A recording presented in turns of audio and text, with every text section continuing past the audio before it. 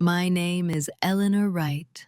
I'm in my late 30s, a mother, a professional, and, at least on paper, someone whose life looks orderly and forgiving. People tend to describe me as calm, reasonable, dependable, the woman who keeps things moving without needing applause, the one who smooths tensions, remembers birthdays, absorbs misunderstandings, and quietly makes space for other people's mistakes. If you asked those who know me casually, they would probably say, I'm gentle. If you asked those who relied on me, they might say, I was endlessly patient. And if you asked my husband, at least back then, he would have said something simpler, that I would always forgive.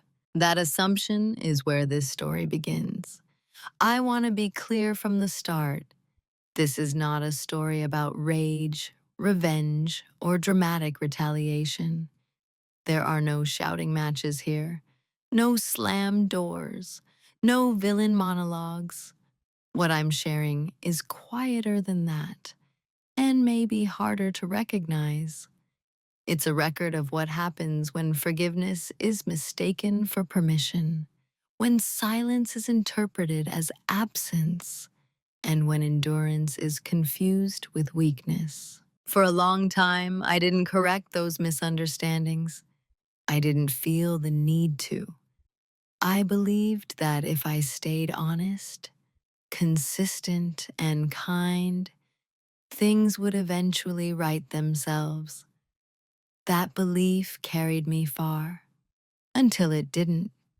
Until there were wounds that wouldn't heal, not because they were dramatic, but because they were ignored.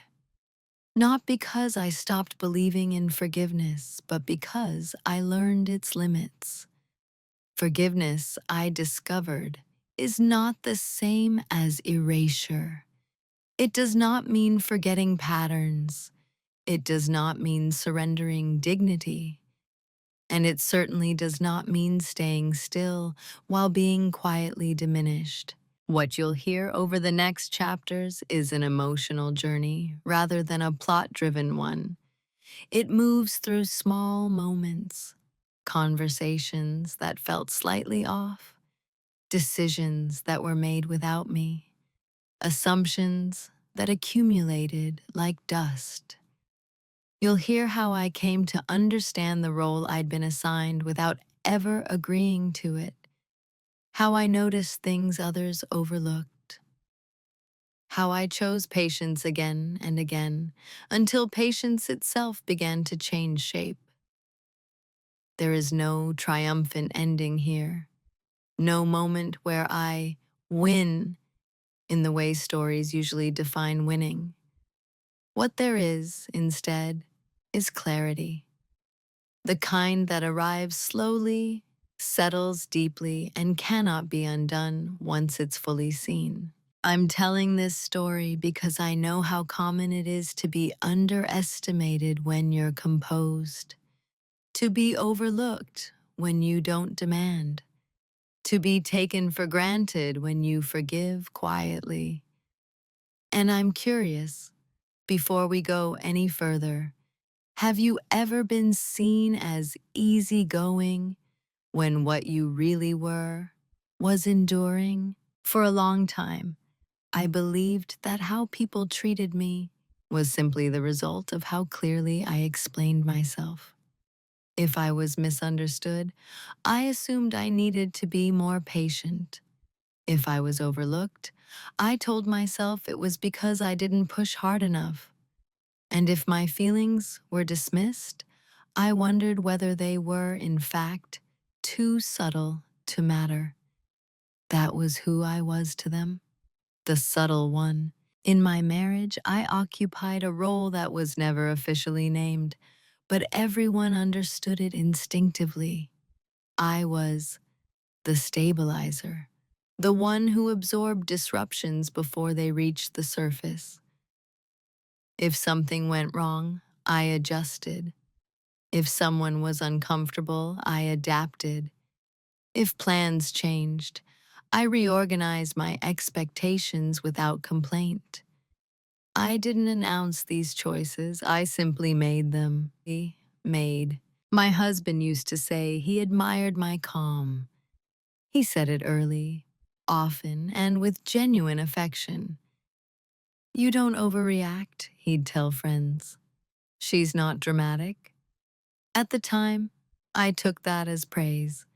I didn't yet understand that what sounds like admiration can quietly become a justification. To others, I was dependable. At work, I was the one who caught errors before they became problems. I remembered details no one else did. I followed through.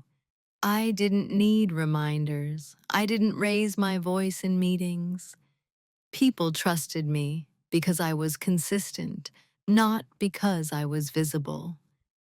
When successes were discussed, my contributions were usually implied rather than named.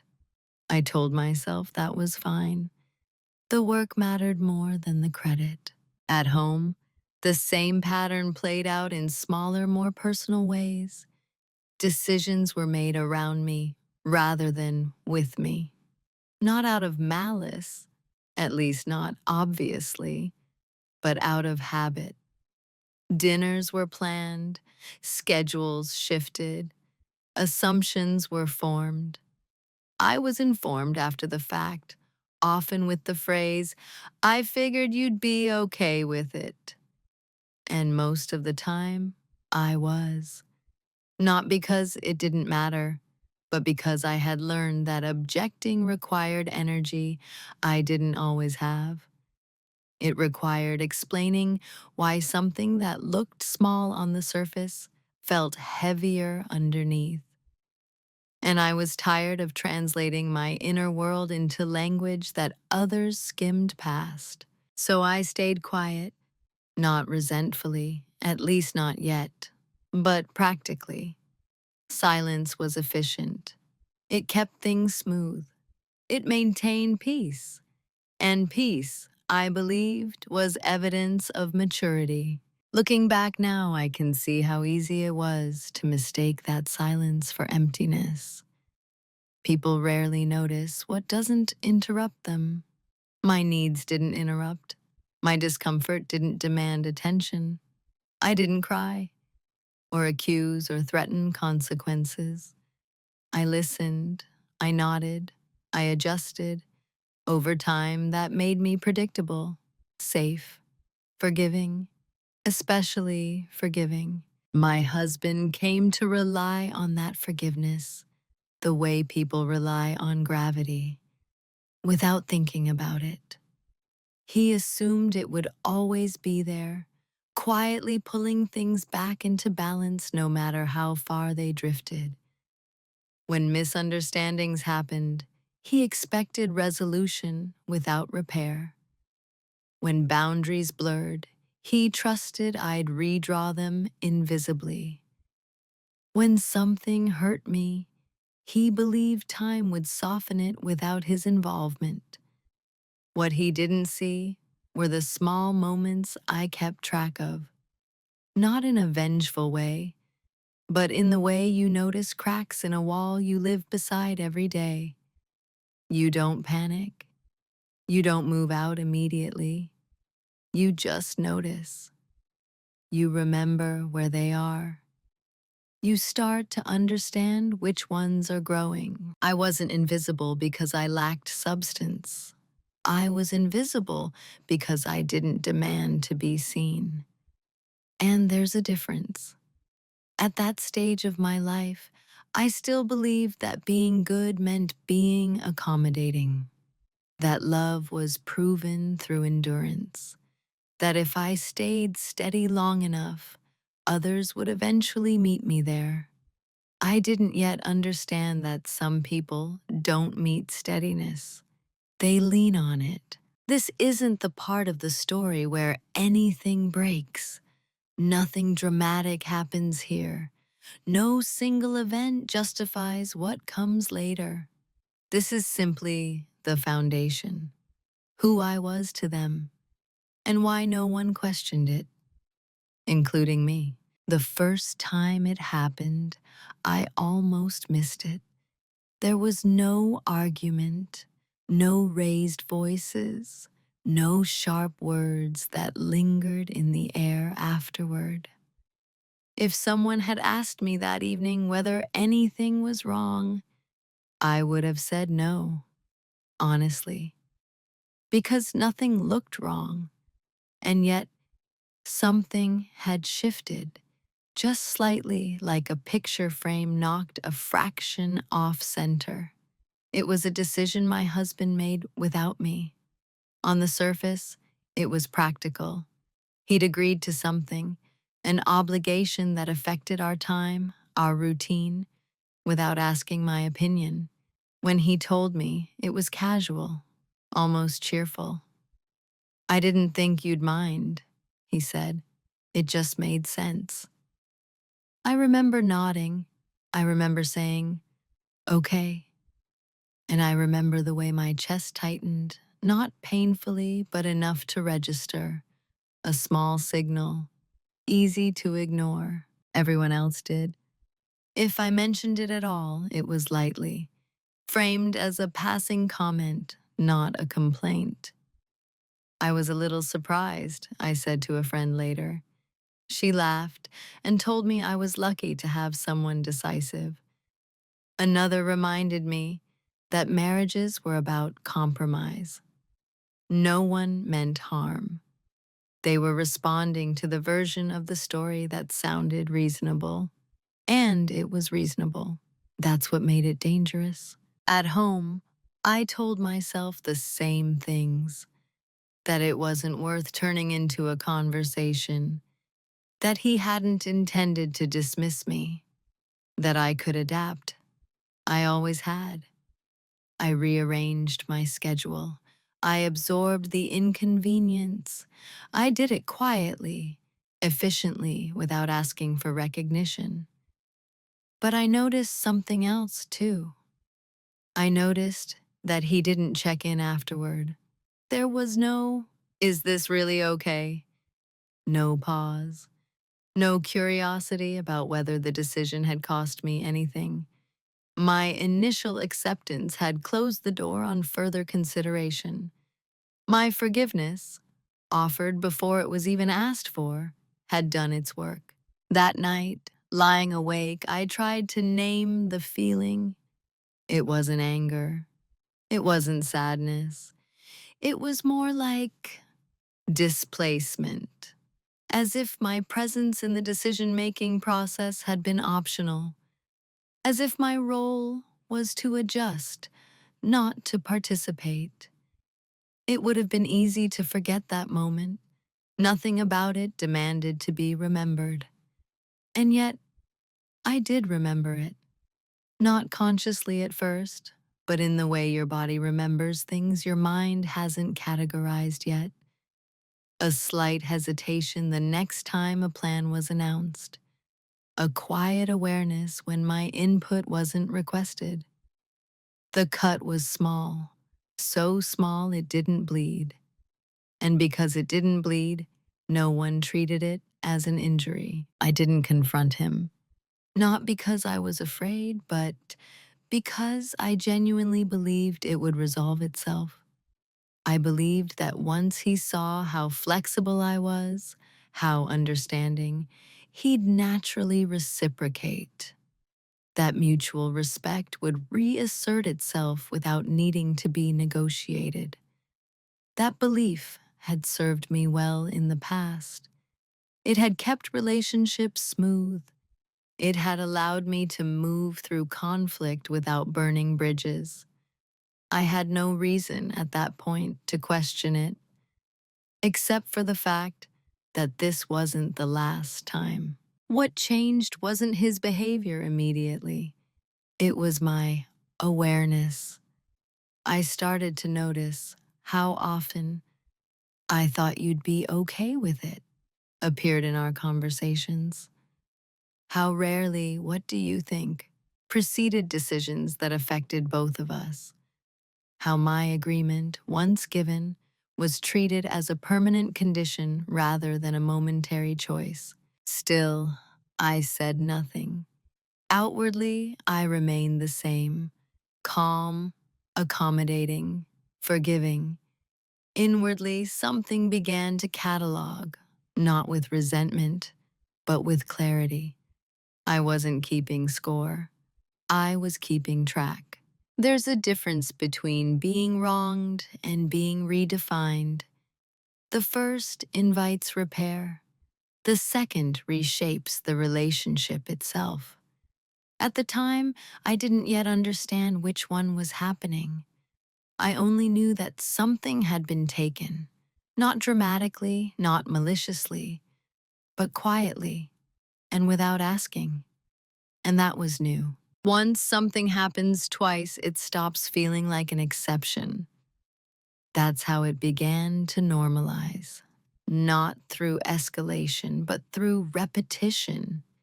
Small decisions made without me. Assumptions voiced as conclusions. Plans presented as finished products rather than conversations. Each one, on its own, was easy to justify. Together, they formed a pattern that was harder to name precisely because it never announced itself. I became fluent in rationalization. He didn't mean it that way. He's under a lot of pressure. This isn't the hill to die on. Those thoughts came automatically, like reflexes I'd practiced for years. They weren't lies. They were partial truths, carefully selected to preserve harmony.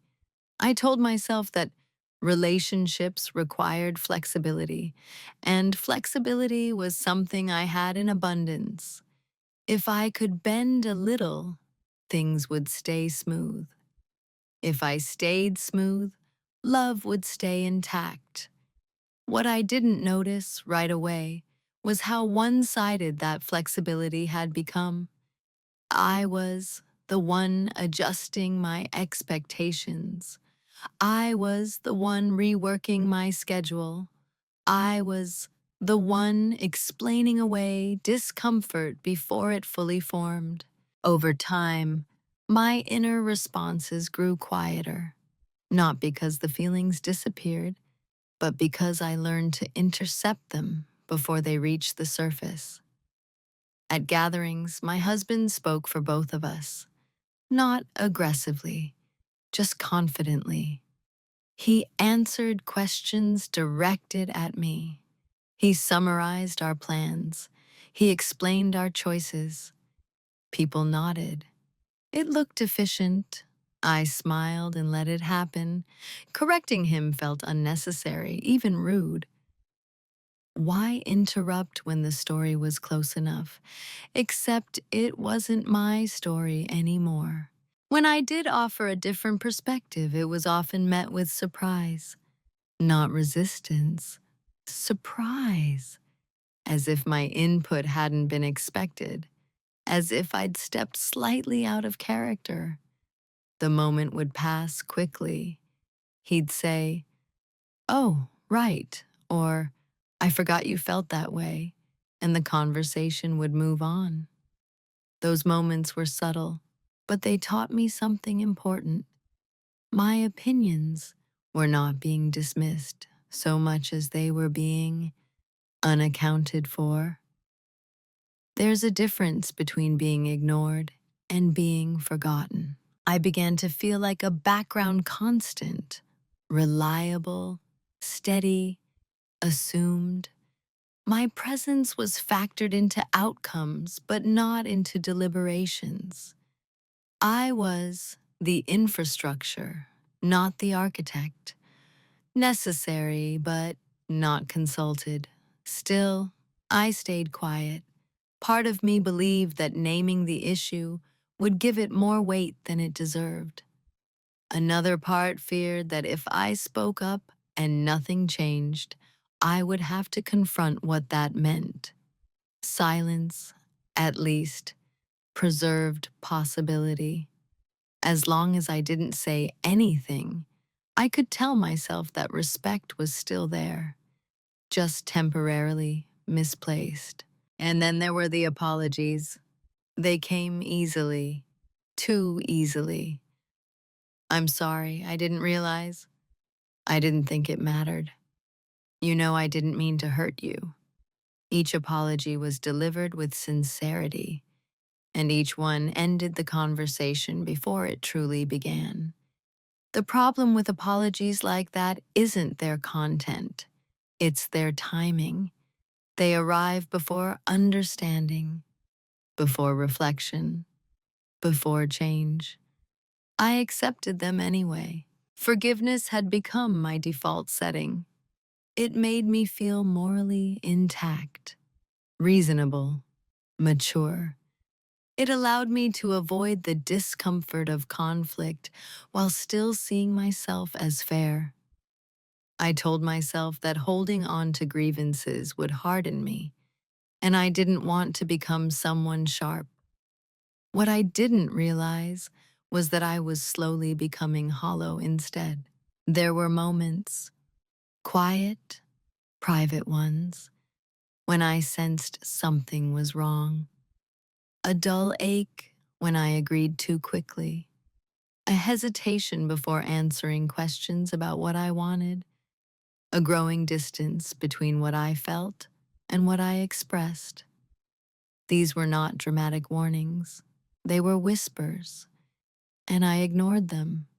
Because ignoring them was easier than renegotiating the entire structure of my marriage. Easier than admitting that my role had shifted from partner to accessory. Easier than confronting the possibility that my silence had taught others how to treat me. Disrespect, when it's loud, demands response. When it's quiet, it asks for permission. And I had been giving it over and over without realizing that permission once given is rarely revoked without consequence. By the time I noticed how normalized it had become, I had already participated in its construction, not deliberately, not willingly, but consistently.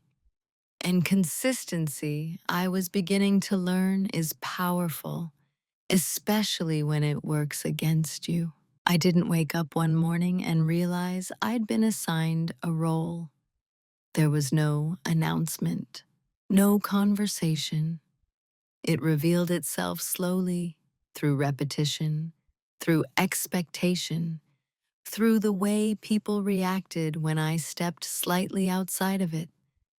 I was the reliable one, not the visionary, not the decision maker, not the person whose preferences shaped outcomes.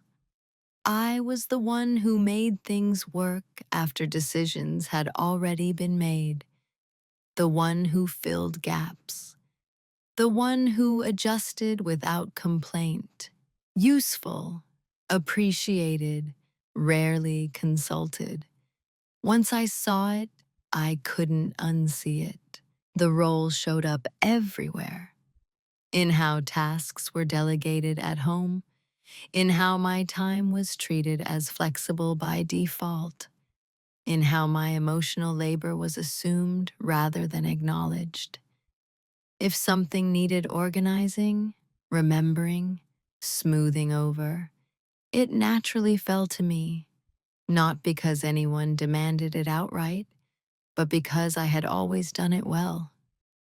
Competence, I was learning, can be quietly exploited. My husband trusted me to handle things. That was how he framed it. "You're just better at this stuff," he'd say. "I know you've got it." It sounded like confidence. It sounded like respect. But underneath it was a transfer of responsibility that I hadn't consciously agreed to. His trust freed him from involvement. My reliability excused his absence. And when I didn't fulfill the role perfectly, when I hesitated or asked for clarification or expressed fatigue, It created confusion, not anger, confusion, as if a familiar system had glitched. "What's wrong?" he'd ask. "You're usually fine with this." Usually. That word carried more weight than it should have, because usually meant there was a version of me he expected, and any deviation required explanation. I was allowed to be tired, but only briefly, allowed to disagree, but softly, allowed to say no, but with justification. The role had margins, but not freedom. I noticed it most clearly when I stopped preemptively smoothing things over. When I paused before agreeing, conversations stalled. When I didn't immediately volunteer solutions, problems lingered. When I asked him to take the lead on something I normally handled, it was treated as an inconvenience rather than a redistribution. It wasn't cruelty, it was conditioning. We had both learned the choreography of our relationship, and I was the one doing most of the adjusting. Over time, that choreography hardened into expectation, expectation into entitlement, entitlement into identity. I had become the strong one, the one who didn't need much, the one who could handle it. That identity earned me admiration, but it also made my needs invisible. Strong people, after all, are assumed to be self-sufficient. They don't require checking in. They don't need reassurance. They don't break, except they do, just more quietly. There were moments when I considered naming the role out loud, saying, "This isn't working for me." But every time I imagined the conversation, I felt the weight of how much would have to change. Roles are efficient. They keep things predictable. Disrupting them introduces friction. And I had spent years minimizing friction, believing that was synonymous with love. So I stayed inside the lines. Outwardly, nothing changed. I continued to perform the role well. I showed up. I followed through. I forgave. But inwardly, something shifted. I stopped identifying with the role. I began to see it as something external, something placed on me rather than something I chose. That distinction mattered, because once you realize a role is assigned, you also realize it can be declined, not loudly, not immediately, but deliberately. At that stage, I didn't yet know how I would step out of it. I only knew that I no longer wanted to disappear inside it. The woman I was becoming inside my own mind was no longer content to be useful at the expense of being known. There were wounds that wouldn't heal, not because they were deep, but because the environment kept reopening them. And I was beginning to understand that healing wouldn't come from enduring better.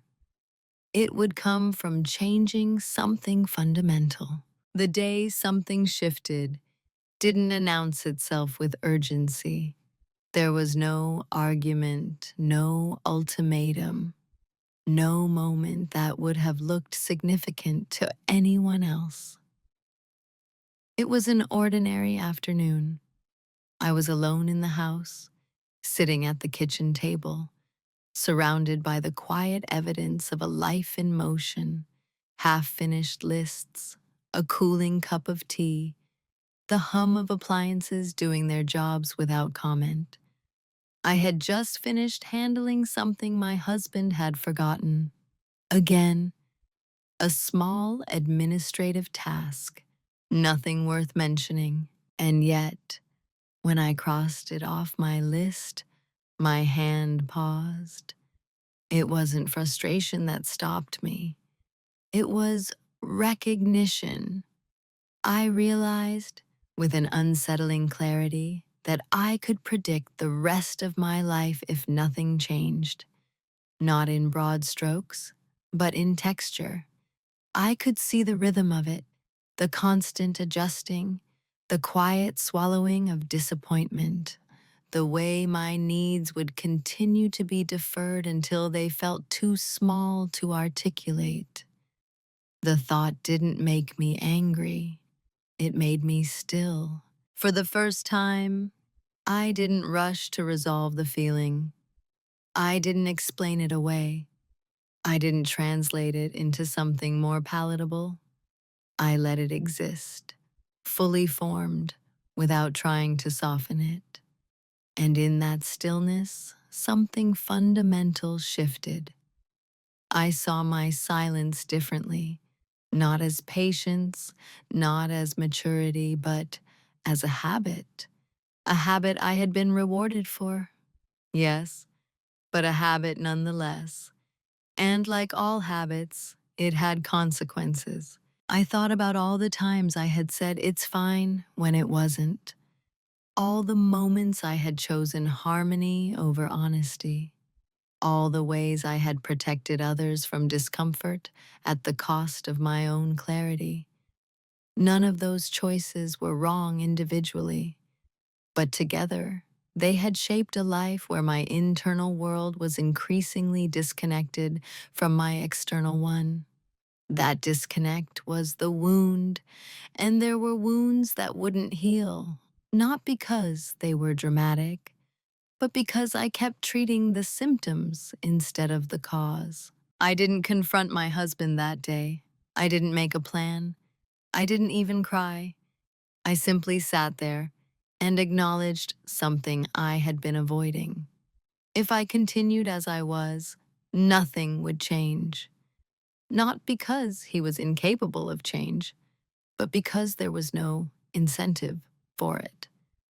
The system worked for everyone but me.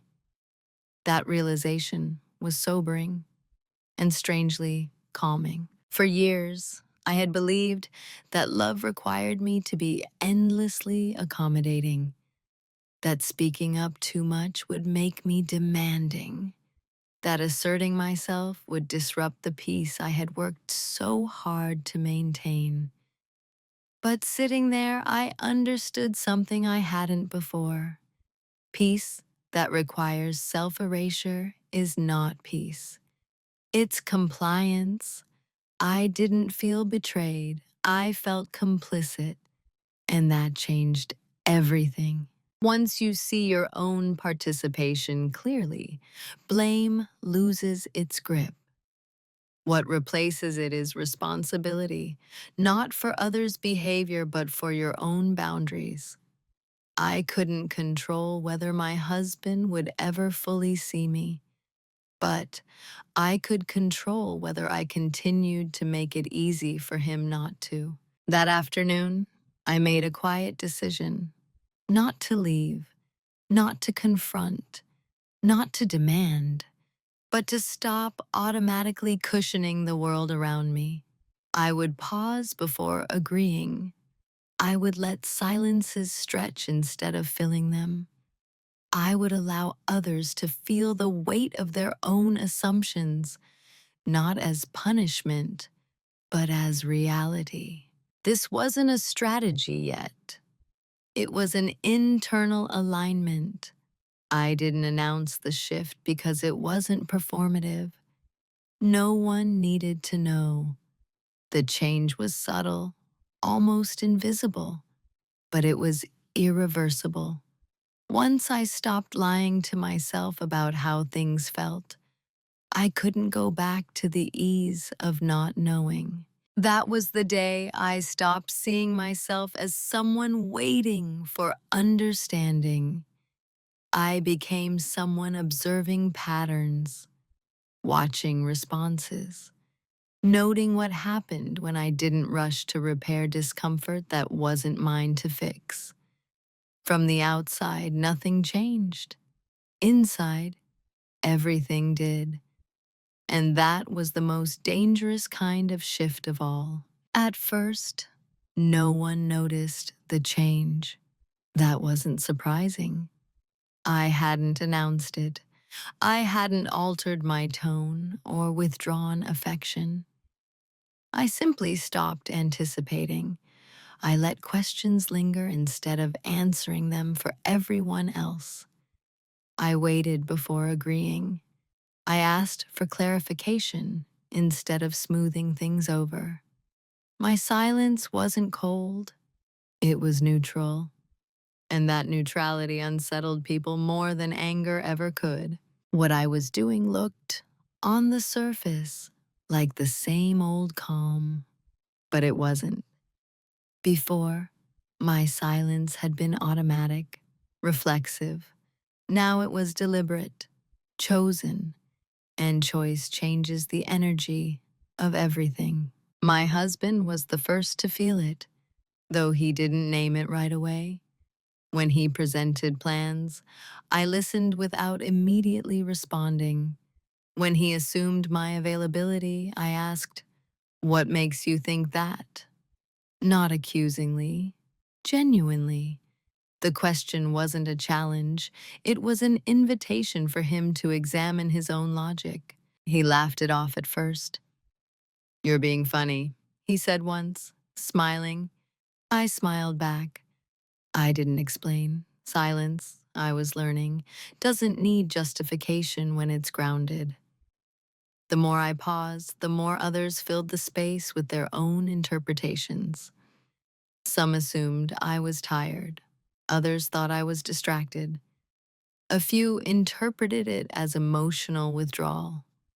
None of them considered the possibility that I was simply no longer compensating for their assumptions. That misunderstanding worked in my favor. When you stop over-explaining, people reveal how accustomed they were to your labor. They become aware of the gaps you use to quietly fill, not all at once, slowly, inconveniently. I noticed how often my husband relied on me to remember things. When I didn't, he forgot. When I didn't remind him, deadlines passed uncomfortably close. When I didn't adjust my schedule, conflicts arose that he had to resolve himself. He wasn't angry, he was confused. "Why didn't you tell me?" he asked once, after missing something important. "I assumed you had it," I replied, calmly, truthfully.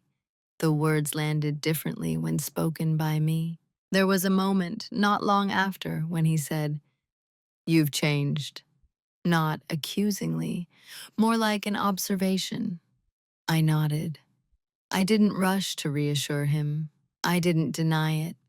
Change, after all, isn't something that requires permission. What he didn't realize was that this change had been a long time coming. It just hadn't been visible before. Silence, used intentionally, creates contrast. It shows people the difference between presence and accommodation, between support and substitution. I was still present. I still cared. I simply stopped being the invisible scaffolding holding everything upright.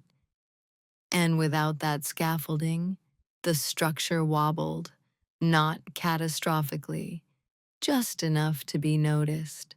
There were moments when I felt the old impulse rise, the urge to step in, to fix, to restore ease. Years of conditioning don't dissolve overnight. But each time I resisted, something inside me steadied. I wasn't being unkind. I was being accurate. Accuracy, I discovered, can feel like cruelty to those accustomed to being buffered from consequences. My husband tried, tentatively, to draw me back into the old dynamic. He offered apologies for small things, compliments, affection, not manipulative, just familiar. But I noticed how these gestures appeared when my silence created discomfort. Not when my needs had been overlooked. I received them without comment, gratitude without surrender. This wasn't about teaching him a lesson. It was about seeing clearly, about allowing reality to surface without my constant intervention. I needed to know what existed beneath my compliance, and what existed was imbalance. Silence had become my boundary, not a wall, but a line, one that said, I will no longer preemptively make this easier for you at my own expense. Others mistook it for weakness, for withdrawal, for passivity. They were wrong. It was the most active choice I had made in years. While everyone was busy interpreting my silence, I was paying attention. That was the part no one noticed. They assumed that because I wasn't speaking, I wasn't acting. Because I wasn't reacting, I wasn't processing. They mistook my stillness for stagnation. In reality, it was focus. For the first time in years, I stopped narrating my inner world to others and started observing the external one with precision. Patterns became clearer when I wasn't trying to soften them. Behaviors revealed themselves when I stopped compensating for them. I began documenting, not dramatically, not obsessively, quietly, neutrally. I wrote things down the way a researcher takes notes: dates, decisions, conversations, not judgments, facts, who said what was agreed upon, what actually happened. I didn't do it with a goal in mind. I did it because clarity requires memory, and memory is unreliable when emotions are involved. My leather-bound notebook became my anchor, not a weapon, an archive. At the same time, I started learning. I reviewed our finances in detail, not just the surface-level shared accounts, but the structure beneath them. I learned where assumptions had been made, where defaults existed, where my trust had replaced oversight. There was nothing illegal, nothing dramatic, just imbalance. Convenience layered on top of my disengagement. At work, I noticed something similar. I watched who spoke and who was credited, who made decisions and who implemented them. I saw how often my competence had been used to stabilize outcomes without ever positioning me for advancement. Not maliciously, systemically. Instead of reacting, I adjusted my positioning. I asked different questions. I requested clarity in writing. I stopped volunteering for invisible labor. When tasks were assigned without acknowledgement, I redirected them back to the group, calmly, professionally, without accusation. The effect was immediate and revealing. People were surprised by how much I had been doing, not appreciative, surprised. That distinction mattered. At home, my husband sensed something but couldn't quite name it. He oscillated between curiosity and reassurance. Some days he tried harder. Other days he reverted to old habits, assuming my silence meant compliance had returned. I let the inconsistency speak for itself. What I never did was warn him. I didn't say, things need to change, or you're going to lose me. Threats create resistance. Ultimatums invite negotiation. I wasn't interested in either. I was interested in truth, and truth reveals itself best when you stop interrupting it. I paid attention to how often my needs were considered without prompting. Rarely. I noticed how quickly concern faded when I appeared composed.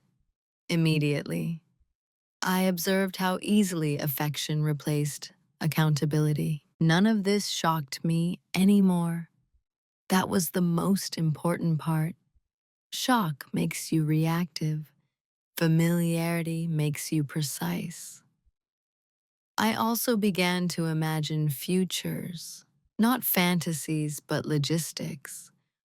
What would my life look like if I stopped assuming my current arrangement was permanent? What resources would I need? What systems would need restructuring? What dependencies existed that could be reduced? This wasn't planning an exit, it was mapping reality. People often think preparation looks like secrecy, like hidden motives, like plotting. In truth, it often looks like education, like organization, like quiet competence applied inward instead of outward. And because I wasn't emotional about it, no one suspected anything. They still saw the same woman, calm, reasonable, forgiving. They didn't see the shift in my internal reference point. I was no longer measuring my worth by how little disruption I caused. I was measuring it by how accurately my life reflected my values. Integrity had replaced harmony as my guiding principle, and integrity is quiet. There were moments when I wondered if I was over-interpreting things, if I was reading patterns where none existed. But each time I tested a boundary by not stepping in, by not smoothing, by not absorbing, the same result appeared. The system relied on me staying invisible. Once I stopped doing that, its weaknesses surfaced. This wasn't about blame. It was about alignment. I was aligning my actions with my awareness, my silence with my intention, my patience with my self-respect. What they never noticed was that while they were adjusting to the discomfort of my absence, I was adjusting to the clarity of my presence. And clarity, once gained, doesn't ask permission to stay. The reveal didn't come with adrenaline. There was no rush, no sense of triumph, no moment where I sat back and thought, so this is it. It arrived quietly, almost anticlimactically. I was reviewing documents one evening, routine things I had looked at before, but never with this level of attention. Numbers, agreements, timelines, the architecture of our shared life laid out in neutral language. I wasn't searching for betrayal. I wasn't expecting a discovery. I was simply reading with my eyes open. And that's when I saw it. Not a secret, not deception, something more ordinary and more consequential. I saw how much of our life functioned on the assumption that I would continue to absorb risk, responsibility, and adjustment without question. Financial decisions that favored flexibility for him and stability for me. Long-term plans that assumed my availability but preserved his autonomy. Clauses and structures that were technically fair, yet practically asymmetrical. There it was, the leverage. Not leverage in the dramatic sense people imagine. No scandal, no exposure. The leverage was structural, legal, logistical. It lived in the details no one revisits once things are working. I realized that much of what held our arrangement together wasn't intention. It was inertia. And inertia only favors those already moving. What struck me most was how unintentional it all was. This wasn't a plan he had crafted to disadvantage me. It was simply the result of default settings left unquestioned because I had never questioned them. My trust had filled in the gaps where oversight should have been. Understanding that removed any lingering anger.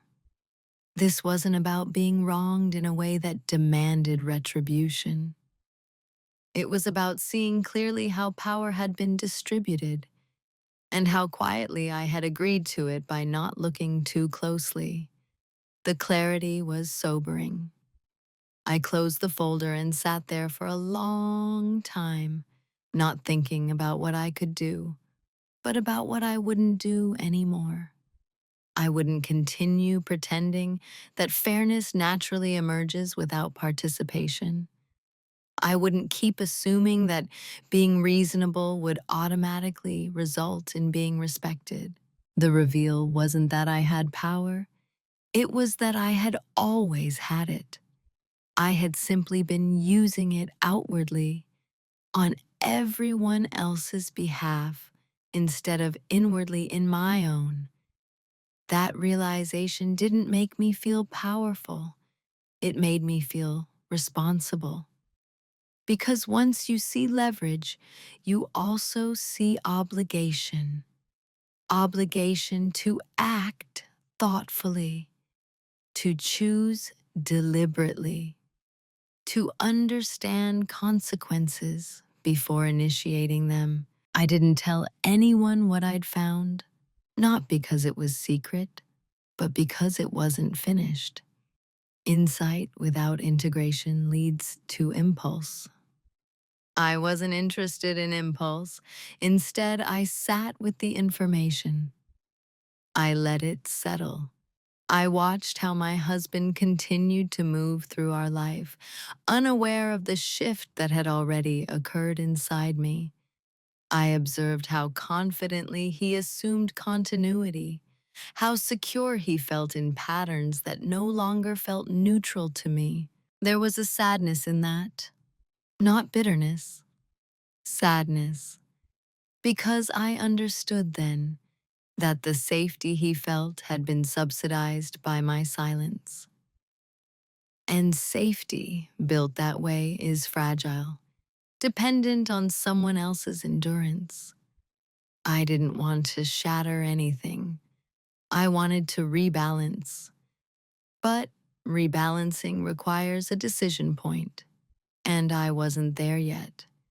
The private reveal wasn't about what I would do next. It was about what I could no longer unknow. The information rearranged my internal hierarchy. My needs moved from optional to essential. My voice shifted from negotiable to necessary. And there were wounds that wouldn't heal, not because they were deep, but because they were embedded in a system that required my participation to sustain them. That system no longer had my full participation. I didn't feel victorious. I felt clear. Clarity doesn't shout. It doesn't rush. It doesn't perform. It simply waits, patient and immovable until action aligns with understanding. And that was where I was now, standing quietly at the edge of a choice that, once made, could not be reversed. Once clarity arrives, indecision becomes its own kind of decision. I understood that now. For weeks after the private reveal, I lived inside a narrow corridor of possibility, not paralyzed, considering. I weighed outcomes the way you do when the stakes are real, not theoretical. I thought about comfort, about disruption, about the quiet cost of staying exactly as I was versus the visible cost of change. There were several paths open to me. I could confront my husband directly, lay everything out, name the imbalance, ask for restructuring, renegotiation, repair. That path required vulnerability and hope. Hope that he would truly listen. Hope that awareness would lead to sustained change, not temporary adjustment. I could do nothing. Continue as I had, armed with knowledge but committed to endurance. Many people live this way, awake but contained.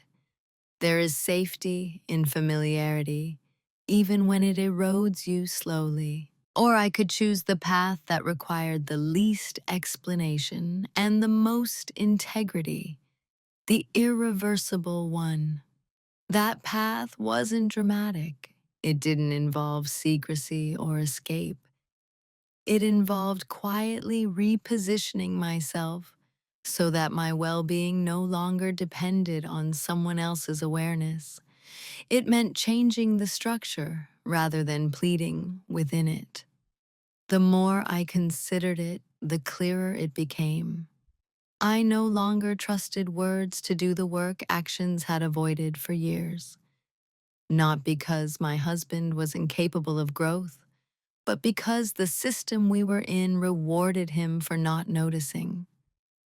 Change that relies on someone else's insight is fragile. Change that relies on your own alignment is durable. I thought about the woman I had been, how often I had explained myself into exhaustion, how often I had softened truths to preserve peace. I didn't want to negotiate my dignity anymore. I wanted it to be non-negotiable. The decision wasn't fueled by anger. It was fueled by exhaustion, the kind that comes from sustained self-suppression.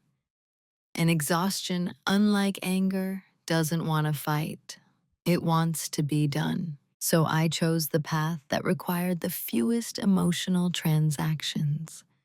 I decided to move forward without announcement.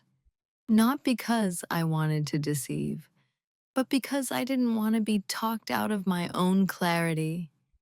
I knew how easily my resolve could be diluted by apologies, by promises, by the familiar comfort of being needed. This wasn't punishment, it was self-preservation.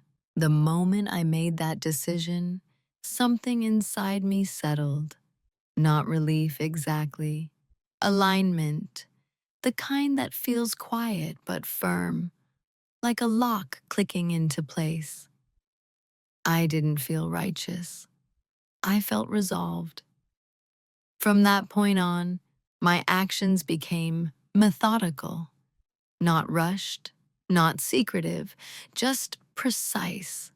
Each step I took was something I would have been willing to explain after the fact. That mattered to me. I wanted my choices to withstand scrutiny, including my own. There were nights when doubt surfaced, when I wondered if I was being unfair, if I was giving up too soon, if I owed him a chance to change now that I understood the full picture. But each time I revisited those questions, the same answer returned. I had been giving chances for years. I just hadn't framed them that way. Silence can be generous, but it is still a form of participation. And I was done participating in something that required me to shrink. The irreversible choice wasn't leaving immediately. It wasn't confrontation. It was commitment to myself, to my values, to a version of life that didn't require constant self-translation. Once that commitment was made, everything else became logistics. And logistics, unlike emotions, don't argue. They simply unfold. Once the decision was made, I didn't feel urgency. I felt discipline. That surprised me. I had always imagined that choosing yourself would come with a surge of energy, something dramatic, something liberating.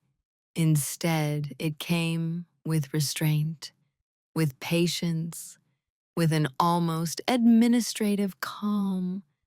I wasn't dismantling a life. I was rebalancing it piece by piece without spectacle. I moved in silence because silence kept things clean. At work, the changes were subtle but deliberate. I stopped over-functioning. I formalized responsibilities that had previously been informal. When requests came in last minute, I asked for timelines. When assumptions were made about my availability, I corrected them in writing. Nothing confrontational, just clear. People adjusted, not gracefully, but they adjusted. At home, I did less explaining. I didn't announce where I was going internally, and I didn't volunteer reassurance. I continued to show up, continued to be present, but I stopped cushioning outcomes. If something was forgotten, it stayed forgotten. If a plan failed, it failed honestly. The house felt different, not colder, quieter. My husband sensed it. I could see it in the way he watched me sometimes. Curious, unsettled. He asked if I was okay more often. I answered truthfully but briefly. I'm fine. Not the old fine that meant don't worry about me. The new one that meant I am handling myself. He didn't push. He never had. And that, too, was information. Behind the scenes, I took practical steps. I organized my finances so they reflected my autonomy, not just our shared identity. I ensured I understood every account, every obligation, every contingency. I consulted professionals, not to act immediately, but to understand options. Knowledge I learned is stabilizing. It removes fear from decision-making. I didn't hide these actions. I just didn't narrate them. There's a difference.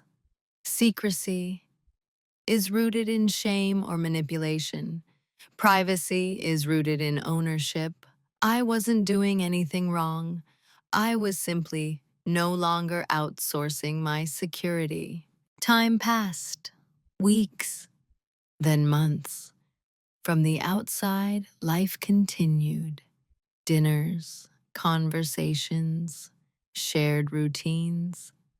Anyone observing us casually would have said things looked normal, maybe even improved. I was calmer, less reactive, more contained. What they wouldn't have seen was that I was no longer anchored to outcome. Before, I had invested heavily in how things turned out, whether plans worked, whether moods stayed light, whether harmony held. Now, I was invested in process, in acting in ways I could respect regardless of response. That shift made me untouchable in a way I hadn't anticipated. My husband began to feel the consequences before he understood the cause. Not punishments, gaps, spaces where I used to intervene, emotional labor that no longer appeared on demand. He tried to fill them at first with effort, then with confusion. Did I do something? He asked one evening. I considered the question carefully. No, I said, and it was true. There was no single thing he could point to, no incident to fix, no apology that would reset things. The ground had shifted beneath both of us, but only one of us knew why. Moving in silence meant allowing that asymmetry to exist for a while. I didn't enjoy it. I didn't resent it. I accepted it. because explaining too early would have invited repair before understanding. And I needed to see not what he promised, but what he noticed on his own. Silence, in this phase, wasn't passive. It was diagnostic, and what it revealed was unmistakable. The consequences didn't arrive as a collapse. They arrived as inconvenience. Small things first. My husband missed deadlines he'd never tracked himself. Commitments overlapped because I wasn't coordinating the calendar. Plans fell apart at the edges when I didn't step in to smooth them. None of it was catastrophic, but it was unfamiliar, and unfamiliarity creates discomfort. He started double-checking things, asking more questions, not about me, but about logistics. Did we already handle this? Were we supposed to do that? I answered when asked. I didn't preempt. I didn't remind. At work, something similar unfolded. Projects stalled when I stopped absorbing ambiguity. When I asked for clarity, responsibilities shifted. People who had been comfortable delegating informally now had to articulate expectations. Meetings got longer, processes slowed. Again, not disastrous, just less convenient. What fascinated me was how quickly the narrative formed. Something was off, but no one could say what, because nothing was technically wrong. I hadn't withdrawn. I hadn't refused. I had simply stopped overcompensating. And without that compensation, the cost of assumptions became visible. My husband began to feel the absence of my quiet labor emotionally as well. He wasn't used to sitting with unresolved tension. In the past, I would have named it, softened it, reassured him. Now, I let it exist, not coldly, honestly. You seem distant, he said one night. I'm here, I replied, and I was, just not managing his comfort. He tried affection next, extra attentiveness, gestures that, months earlier, would have felt generous. Now they felt reactive. They appeared in response to his discomfort, not in response to my expressed needs. That difference mattered. I didn't reject the affection. I received it without letting it reset the dynamic. Love offered as a patch doesn't fix a structure. The most telling consequence was this. He started to reflect, not deeply at first, but enough to sense loss. Not loss of me physically, loss of ease, of certainty, of the unspoken assurance that things would always work out without his full participation. That loss unsettled him. I could see him searching for the moment things had changed, trying to locate the mistake so he could correct it. But there was no moment to point to, no argument to revisit, no promise to renew. The change had happened quietly, over time, in response to patterns he had never examined because he didn't need to.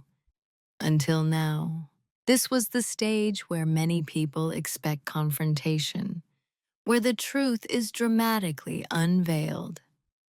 But that kind of confrontation requires a villain and a victim. We had neither. What we had was a reckoning with reality. I felt something unexpected during this phase. Compassion, not pity. Understanding. I could see how easy it was to fall into reliance when someone makes it so effortless. How seductive it is to confuse comfort with care. But compassion didn't move me to step back into the old role, because compassion without boundaries is just self-betrayal in a softer voice. As the consequences continued, missed details, awkward pauses, emotional uncertainty, I remained steady, not punishing, not rescuing, just present. And presence, without accommodation, changes the equation. He began to ask different questions, not logistical ones, personal ones. Are you unhappy? Do you feel like I take you for granted? Those questions came late, but they came. And by then, the system had already begun to shift in ways that couldn't be unseen. By the time my husband understood that something fundamental had changed, he was already behind it. That wasn't cruelty. It was timing. Awareness arrived for him only after comfort had been disrupted, after the quiet systems he relied on stopped functioning automatically. Only then did he begin to look, not at me, but at the space where my labor used to be. Panic didn't come all at once. It surfaced in fragments. He asked if we could talk things through. He suggested counseling, said we'd been busy, that maybe we'd lost our way a little. The language was vague, future-oriented, designed to reopen dialogue without naming the past too clearly. I listened. I always did. But listening no longer meant yielding. What struck me most was how much his concern focused on restoration rather than understanding. He wanted things to feel normal again. He wanted reassurance that we were okay. He wanted to know what to do to fix it. He didn't ask what it had been like for me. Over time, that omission told me everything I needed to know.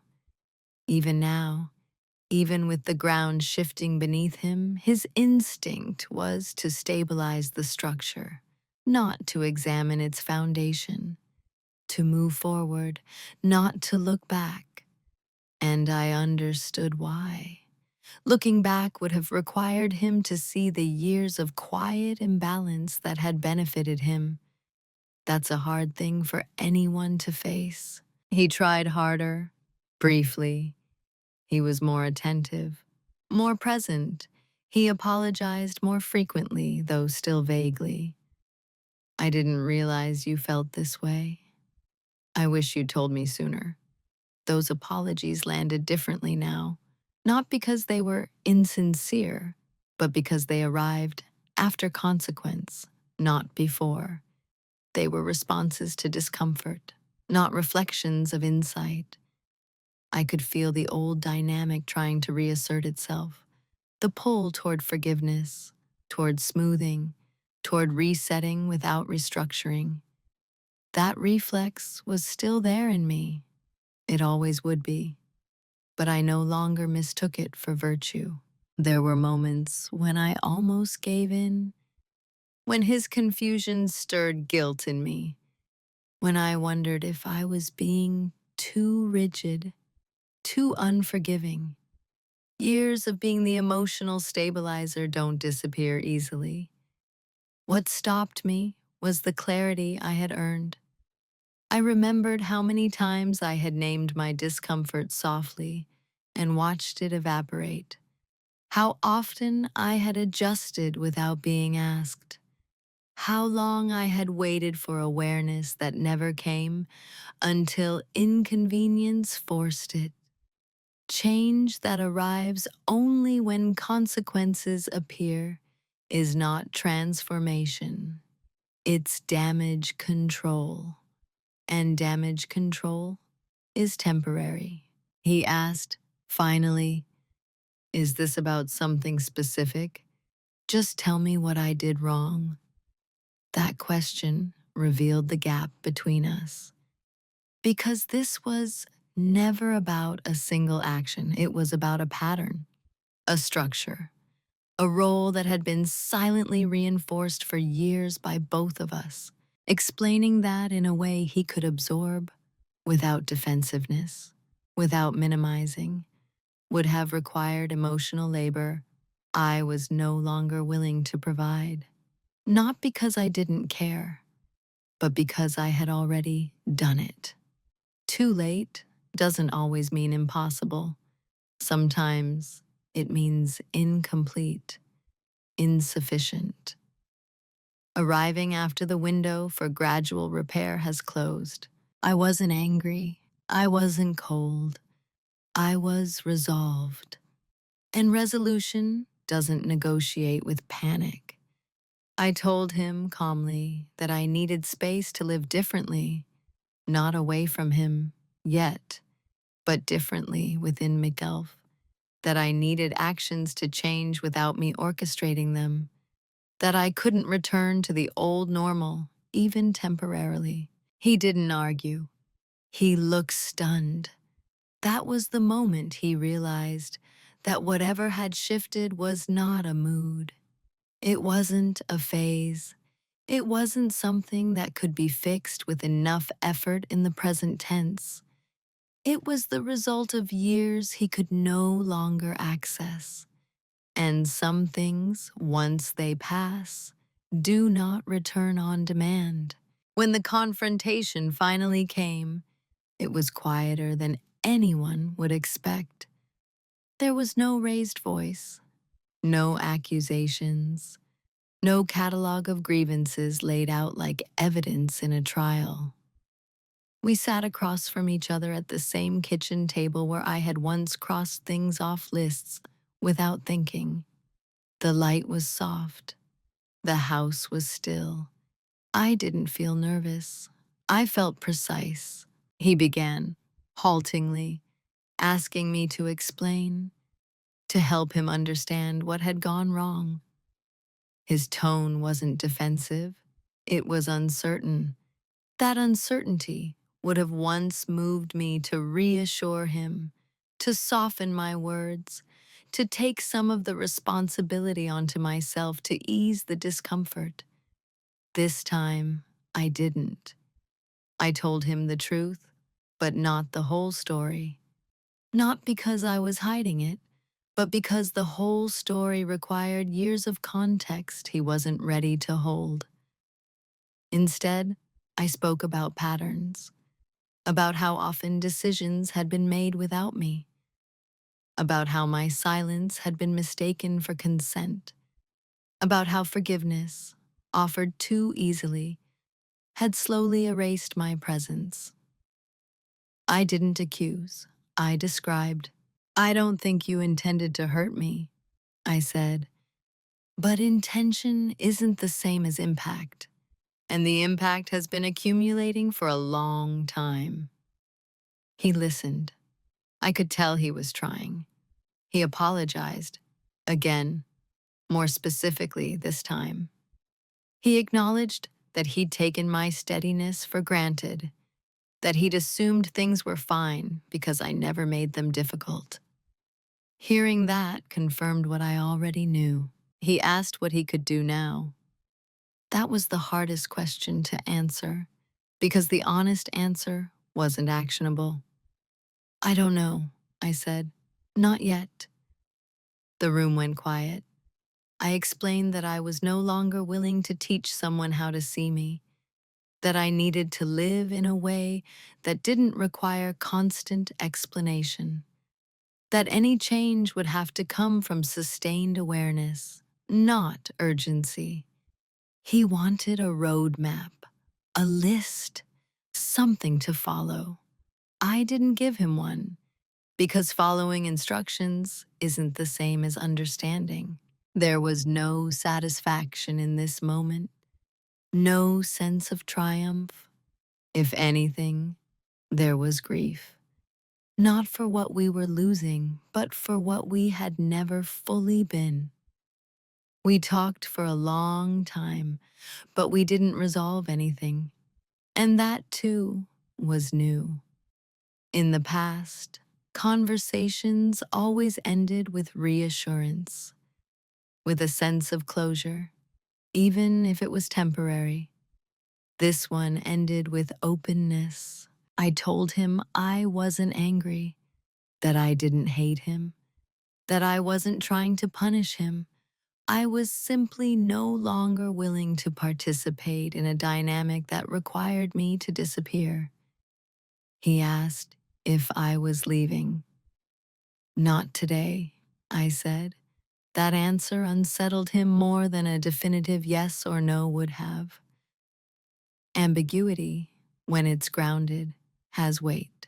We sat there for a while after the conversation ended, not in silence that demanded filling, but in silence that simply existed. Two people recognizing that something fundamental had shifted and that no amount of talking could return it to its previous state. There were wounds that wouldn't heal, not because they were inflicted in anger, but because they were sustained through neglect. And neglect, once acknowledged, can't be unseen. The confrontation didn't change everything, but it made one thing clear. Whatever came next would be built on truth, not habit. And that was enough. I didn't emerge from this experience sharper or harder. That's the part people often expect. A woman who's been underestimated is supposed to become cold, guarded, untouchable. That didn't happen. What changed wasn't my capacity for care. It was the direction of it. I still listen. I still notice. I still value calm, but I no longer use those traits to disappear. I use them to remain present without dissolving into someone else's expectations. There's a difference between being kind and being consumable. I learned it slowly. I live it now. I am more selective with my energy, not withdrawn, intentional. I no longer volunteer explanations for choices that don't require approval. I let discomfort exist without rushing to resolve it. When something matters to me, I name it plainly. When it doesn't, I don't pretend that it does. This has changed how people relate to me. Some relationships grew stronger. Those built on mutual respect adapted quickly. Others faded, unable to function without my constant accommodation. I didn't chase them. I didn't mourn them excessively. I understood what their disappearance meant. At home, the dynamic continues to evolve, not smoothly, not predictably, but honestly. My husband has moments of insight and moments of regression. Change is not linear. I no longer measure progress by promises or gestures. I measure it by consistency over time and by how little I have to abandon myself to maintain peace. I no longer confuse forgiveness with access. Forgiveness, for me now, is internal. It's about releasing the need to rehearse pain. It doesn't require me to restore the conditions that created the pain in the first place. I can forgive and still say no. I can understand and still step back. That realization was liberating in a quiet way. I move through the world differently now. I speak less, but more precisely. I listen for patterns, not just words. I trust my discomfort as information, not something to be managed away. When I feel myself starting to shrink, I pause. That pause has become a kind of anchor. People sometimes ask if I regret not speaking up sooner. I don't. Regret assumes I had the tools then that I have now. I didn't. I did the best I could with what I understood at the time. Growth doesn't arrive all at once, it accumulates. There are still moments when the old reflex returns, the urge to smooth, to fix, to forgive quickly. But now I recognize it. I can choose differently.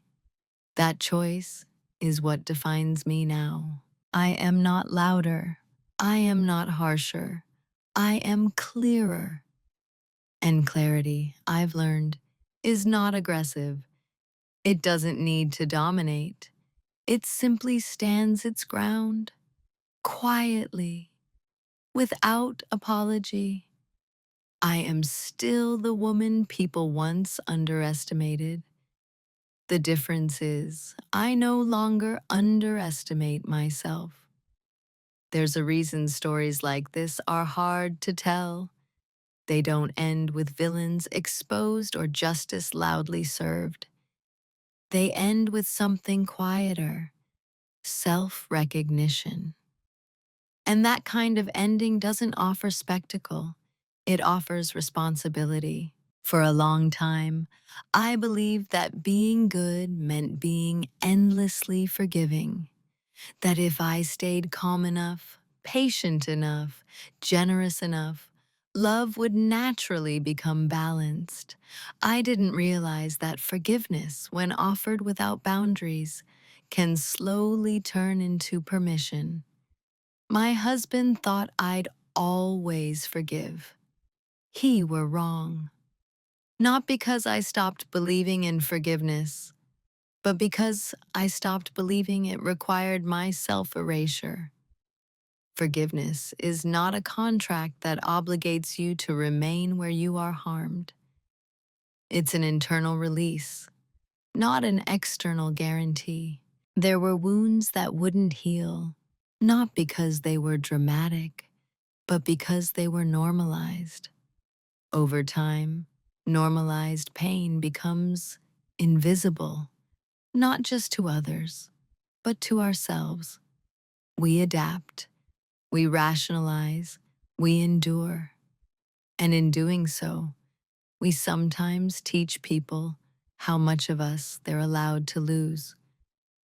The hardest part of this journey wasn't choosing myself. It was realizing how long I had postponed that choice in the name of being reasonable. Quiet people are often underestimated, not because they lack strength, but because they don't announce it. They're assumed to be flexible, forgiving, endlessly accommodating, and when they finally stop, it shocks everyone, except themselves. This story isn't about leaving or staying. It's not a prescription. It's an observation. Change doesn't always begin with confrontation. Sometimes it begins with accuracy, with noticing patterns instead of excusing them, with allowing silence to reveal what constant fixing has been hiding. If there's one moral here, it's this: your calm is not an obligation. Your forgiveness is not a resource others can draw from without limit. And your silence is not consent, unless you decide it is. I didn't reclaim my voice by shouting. I reclaimed it by standing still and letting the truth surface without interruption. That kind of dominance isn't loud. It doesn't humiliate or punish. It simply refuses to disappear. If you've ever been the one who held things together quietly, if you've ever been told you're so understanding, when what you really were was exhausted, if you've ever felt your needs slowly fade because you didn't want to make things difficult, I see you. And I'm curious, when was the first time you realized that forgiveness without boundaries was costing you something? If this story resonated with you, I'd love to read your thoughts in the comments. Video hữu ích, hãy ấn like và đăng ký kênh để ủng hộ mình nhé. Chúng ta sẽ gặp nhau ở những video tiếp theo. Bye bye.